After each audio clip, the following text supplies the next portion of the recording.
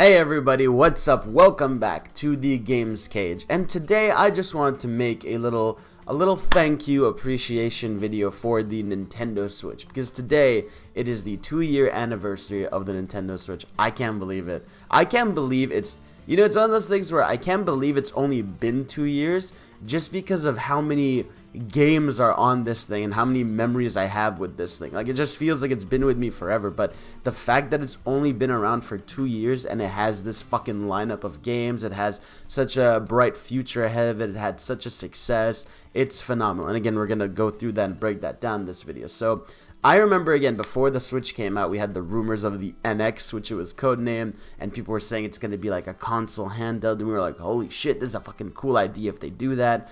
And then, like, we got the reveal event in October. Well, no, we had the reveal event in October just to see what it was, and everyone was like, is this thing going to fail? Is this thing going to be great? Like, what's going on here? I think there was a majority of people that were excited, but there was a huge part of the internet that was like, shit, like, the battery's gonna suck, but look at these stupid split controllers, look at everything. It's like, there will always be, obviously, negativity, especially after the Wii U, right? Like, after the Wii U, there was fucking laser eyes on Nintendo, right? Of like, what are you gonna do now? Because if this next console doesn't fucking pan out for you guys, you might be in some deep shit. Like, there was a huge worry, as a huge Nintendo fan, there was a fear in my heart that, like, their next console wasn't going to be the big thing, right? So, obviously, then we had the Switch January presentation where they announced the release date coming in March, which is crazy. Like, imagine having a console announced in October and comes out in March, like a 6-month period. So, it was amazing because, yeah, it showed you don't have to have a year where you wait for your console to come out after announcing it. It shows you that a shorter marketing span leads to more, like, hype and more excitement, instead of people, like, kind of waiting the whole year and being, like, overthinking, being like, do I need this, do I not? And they took a bold move, releasing a new console in March and not November. Obviously, it's a good thing because they don't have to compete with anybody because nothing goes on in March. So, amazing stuff there. And obviously, launching with one of the best games of all time, Zelda Breath of the Wild. Whether you love that game or not, it is impossible to deny Breath of the Wild's influence on the gaming industry, right? It was the first time I saw a game take over the internet, right? It was, first of all, best launch game of all time, easily. I have never seen a game take over the internet like Breath of the Wild, where everybody, and I mean everybody, was sharing stories of how they solved this, or how they went through this forest, or how they discovered this secret, that secret.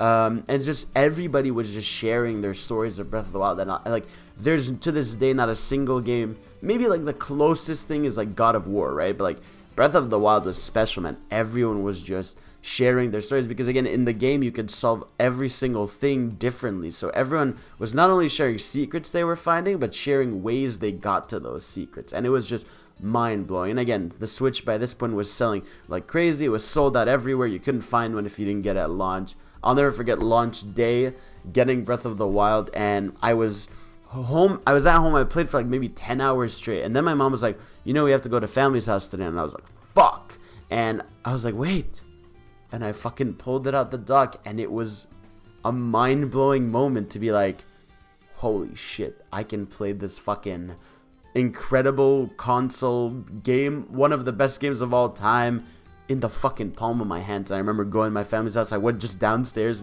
anti-social as fuck, and just played that game the whole night, and it was just phenomenal. And it's just, since then, it's just been a roller coaster, right? We got games like ARMS, we got Splatoon 2, we got Mario Odyssey, we've gotten Xenoblade Chronicles, we got Smash, we've gotten we've gotten Kirby, we've gotten DK, we've gotten so many things, and it's like, I can't go through the list because there's a million fucking things to talk about, but it's like, the amount of games this thing has is phenomenal. The first party lineup of Switch fucking games right now is unreal, right?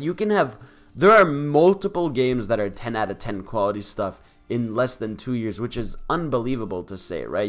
And everyone kind of has their thing. Some people's favorite is Breath of the Wild. Some of their favorite is Mario Odyssey, Xenoblade Chronicles, Splatoon 2. What's another one I'm fucking missing? There's one, Smash, Pokemon. I don't know. There's a million things, and it's just, the amount of first-party games is amazing.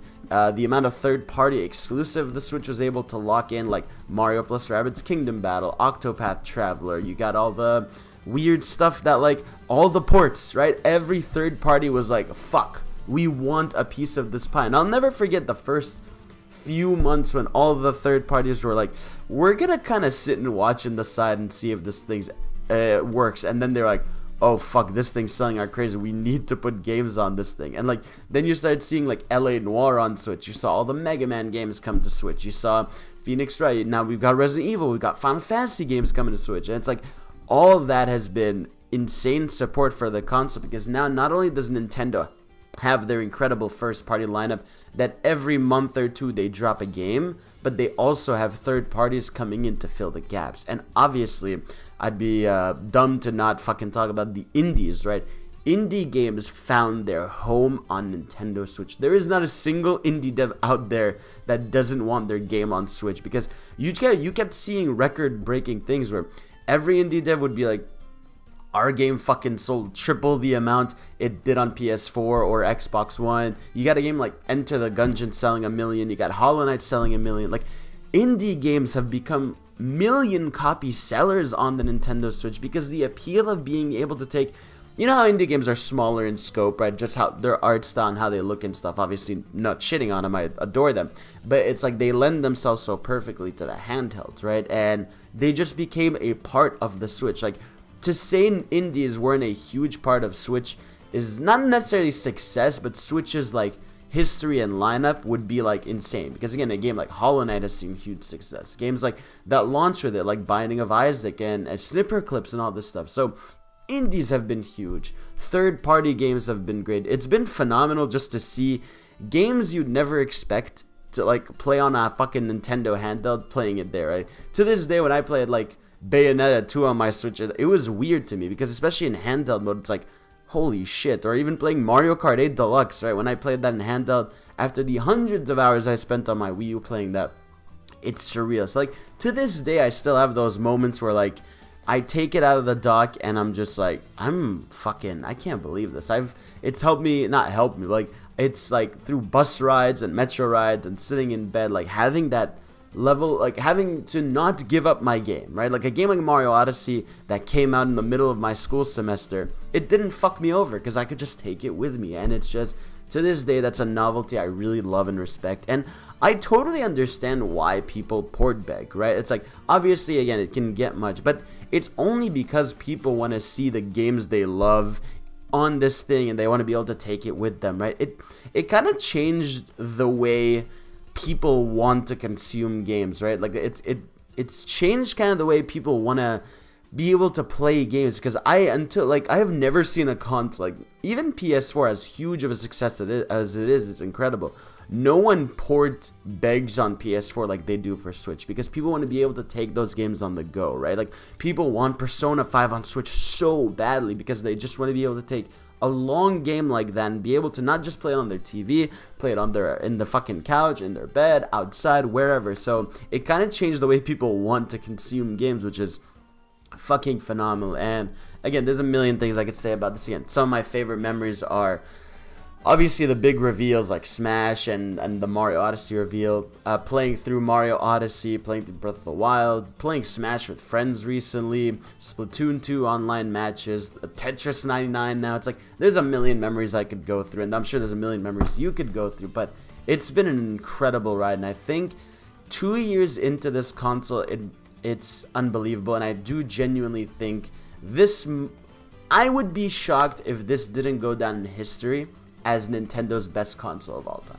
because we're 2 years in. We have a 3D Zelda, 3D Mario, we've got Yoshi coming, we've got a Kirby game, we've got a lot of Nintendo's IP, we've got a Smash game and a Mario Kart, all of the same, all in 2 years, dude. And the fact that we've still got like what, maybe 4-5 years with this thing, we're gonna get another 3D Mario, another 2D Mario, a Mario Maker, we're gonna get Zelda Link's Awakening, we're probably gonna get another 2D Zelda. It's like, we're gonna get Animal Crossing. It's like, there's so much left for this console, and the level of quality Nintendo's releasing for their first party games is unbelievable. It's the best they've had in a long time. So to see this huge success, I would be shocked if it doesn't become Nintendo's best-selling, but not only best-selling console of all time, but like just their best console of all time. Because this thing, you keep seeing the records it's breaking, right? Like, Nintendo Switch is right now the fastest selling console at the point to where it was in the PS4's life right now. It's like,